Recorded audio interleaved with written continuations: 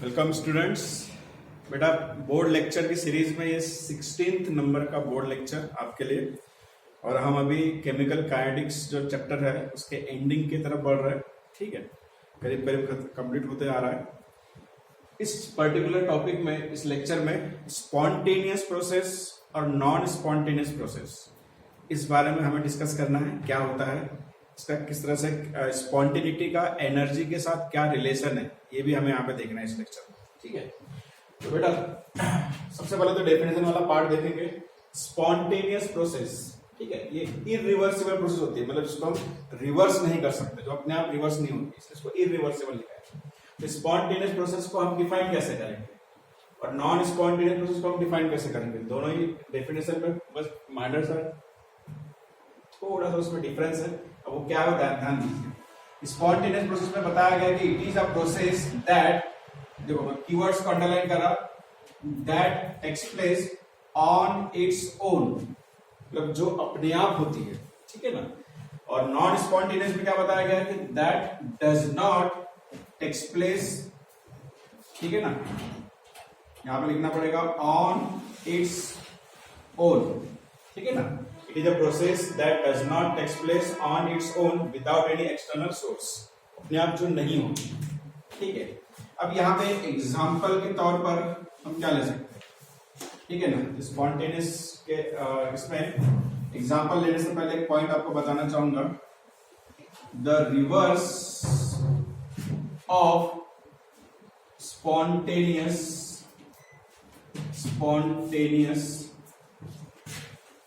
Process is non spontaneous, मतलब spontaneous का जो रिवर्स है, ठीक है, वो नॉन स्पॉन्टेनियस रहेगा।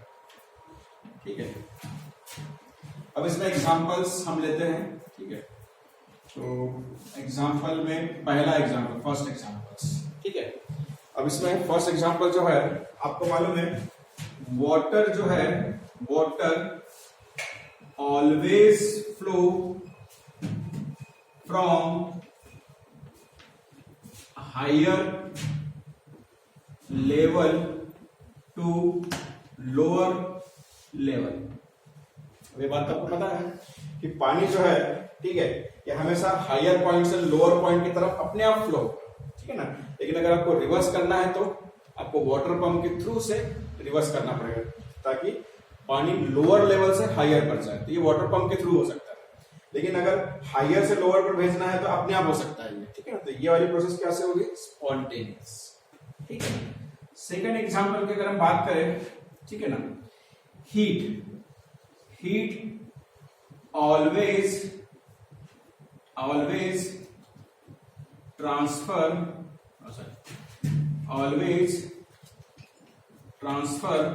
फ्रॉम, ठीक है ना, flow the heat always transfer from hotter body to, ठीक है ना, cold body।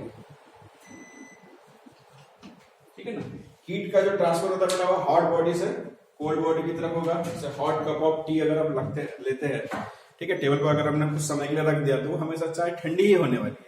ये प्रोसेस कैसी है, स्पॉन्टेनियस। ठीक है, एक तीसरा एग्जाम्पल लेता हूं मैं इसमें, मैं एक डायग्राम ड्रॉ कर रहा। ठीक है, मैंने यहाँ पे एक बल्ब लिया है, बल्ब जो कनेक्टेड है दूसरे बल्ब के साथ। ठीक है, इस तरह से दोनों बल्ब, और इस बल्ब में मैंने यहाँ पे गैस फिलअप कर दी है। क्या फिलअप कर दी है, गैस फिलअप कर दी है। ठीक है, और यहाँ पे नॉब है। ठीक है, यहाँ पे नॉब है, यहाँ पे गैस फिलअप की है, और ये वाला जो है बल्ब कैसा, ये एम्प्टी है। कैसा बेटा, ये एम्प्टी है। ठीक है, जैसे इस नॉब को ओपन करेंगे, अब इसमें क्या कर दिया हमने, ठीक है ना, वो जो टैप है, tap to open the tap, ऐसा लिखते हैं, ओपन द टैप। जैसे मैंने टैप को ओपन किया, अब क्या होगा, ये वाला जो लोब है, इस लोब का गैस इस पर्टिकुलर दूसरे लोब पे भी अकोमोडेट हो जाएगा। ठीक है ना। अब आपको, जैसे आपने यहां से टैप को रिमूव किया, ये टैप यहाँ पे रिमूव हो गया, ठीक है ना, तो गैस अब इस चैम्बर में भी है, पूरा यहां से होते हुए अब इस चैम्बर में भी आ गई गैस।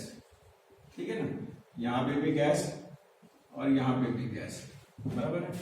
तो इस तरह से ये जो प्रोसेस है इस तरह से स्पॉन्टेनियस प्रोसेस कहलाती है। ठीक है, कुछ एग्जांपल लिए मैंने, 3 एग्जांपल सफिशिएंट है। आगे चलते हैं बेटा। ठीक है, यहाँ पे थर्मोडायनामिक का सेकंड लॉ आता है इससे रिलेटेड। तो सेकंड लॉ ऑफ थर्मोडायनामिक का एक स्टेटमेंट आता है, क्योंकि जो लास्ट लेक्चर जो मैंने लिए हैं उसमें थर्मोडायनामिक्स में जब मैंने सेकंड लॉ पढ़ा था उसमें मैंने 3 स्टेटमेंट बताए थे। कितने बताए थे? 3। और मैंने उसी समय कहा था कि 2 स्टेटमेंट इसके और आएंगे। तो ये बेटा फोर्थ नंबर का स्टेटमेंट यहाँ पे आ रहा है। तो सेकंड लॉ ऑफ थर्मोडायनामिक्स, ठीक है ना, क्या है स्टेटमेंट वो देखते हैं, बराबर है। अब इस स्टेटमेंट में दिया हुआ है all the natural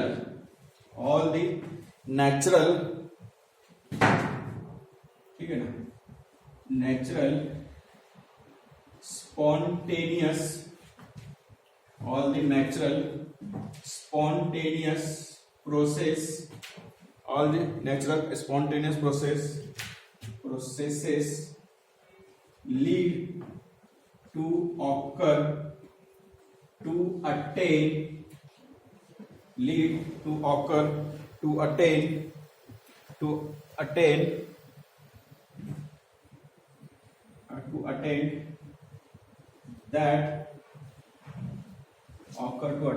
that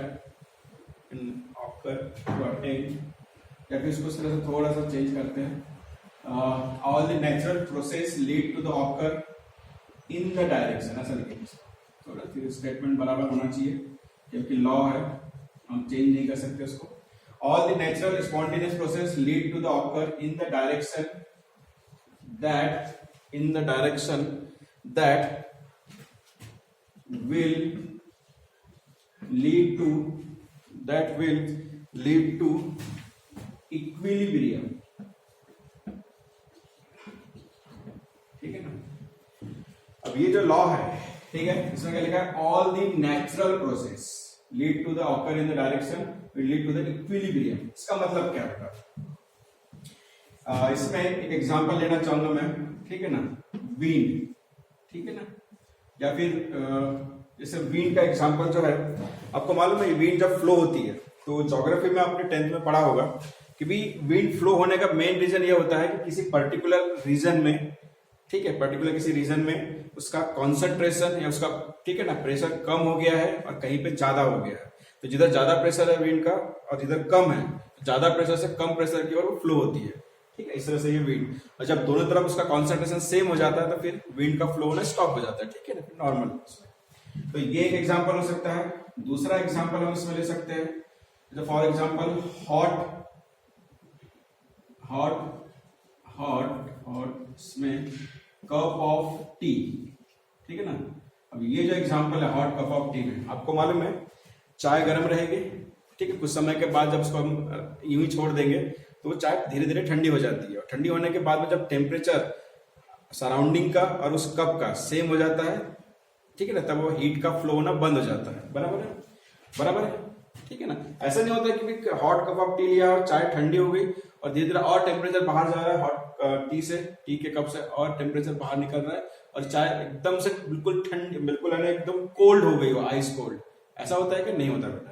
surrounding का टेम्परेचर और इस कप का टेम्परेचर एक बार इक्विवेलेंट सेम हो गया कि ये फ्लो रुक जाता है, ठीक है ना। तो इसी को इसीलिए बोलते हैं कि जितनी भी नेचुरल प्रोसेस है वो हमेशा किस डायरेक्शन में फ्लो होती है? जब तक कि इक्विलिब्रियम ना आ जाए, ठीक है ना, जब तक कि इक्विलिब्रियम ना आ जाए। तो ये सेकंड लॉ, ठीक है। तो यहाँ पे हम आगे बढ़ते हैं अभी इसके पहले, ठीक है। इसके बाद, ठीक है बेटा, नेक्स्ट जो टॉपिक है वो है रिलेशनशिप बिटवीन एनर्जी एंड, ठीक है ना, स्पॉन्टेनिटी,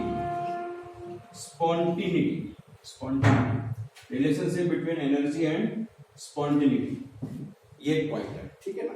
अब इस पॉइंट में हम क्या एक्सप्लेन करेंगे? हमारा इसमें इंटेंशन यह है कि एनर्जी, आपको मालूम है रिएक्शंस या तो एक्सो रहेगी या तो एंडो रहेगी। उसी के एक एक एग्जांपल लेना है अपने को, एक एक्सो का लेंगे, एक एंडो का लेंगे, ठीक है ना। अब एक्सोथर्मिक रिएक्शन में हीट रिलीज होती है, एंडोथर्मिक में हीट कंज्यूम होती है। तो क्या इस एनर्जी के बेसिस पर हम ये डिसाइड कर सकते हैं कि कोई भी रिएक्शन स्पॉन्टेनियस होगी या स्पॉन्टेनियस नहीं होगी? ये हमें देखना है सिर्फ, ठीक है।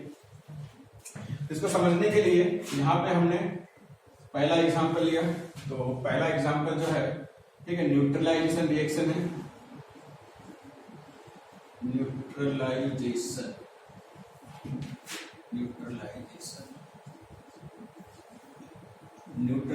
रिएक्शन, ठीक है ना। ये हमने ले लिया KOH प्लस HCl, ठीक है। आपको मालूम है इस पर्टिकुलर इसमें यहाँ पे KCl प्लस H2O, ठीक है।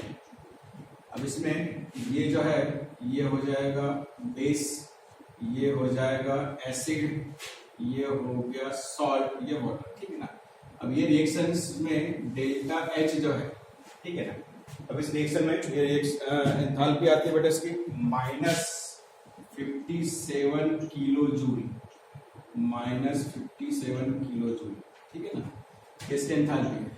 और ये रिएक्शन कैसी है बेटा? माइनस में है इसलिए एक्सोथर्मिक, ठीक है, ठीक है। अब ठीक है, और ये रिएक्शन भी कैसी है? स्पॉन्टेनियस है। ये रिएक्शन भी कैसी है बेटा? स्पॉन्टेनियस है, ठीक है। दूसरा एग्जांपल लेते हैं हम, दूसरा एग्जांपल लेते हैं बेटा आइस, ठीक है ना।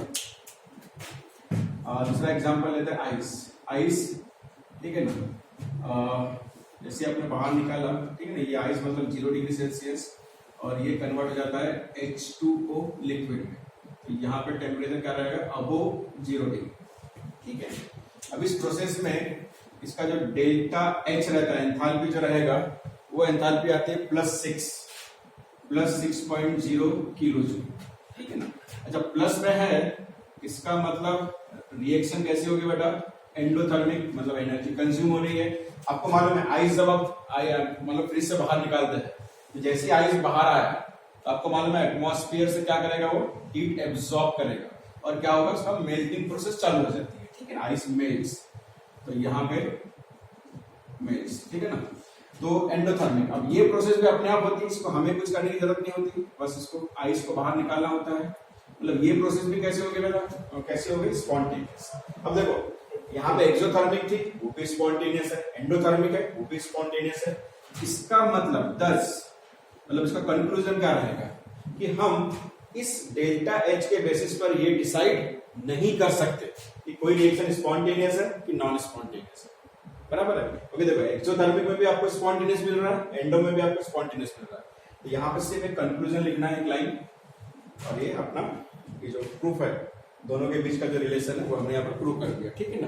तो यहाँ पे लिखेंगे 10 energy is not the criteria for deciding the spontaneity of the reaction, ठीक है ना। बस इतना लिख के छोड़ दो। तो इस तरह से ये लेक्चर को हम यहाँ पे कंप्लीट करते हैं, ठीक है।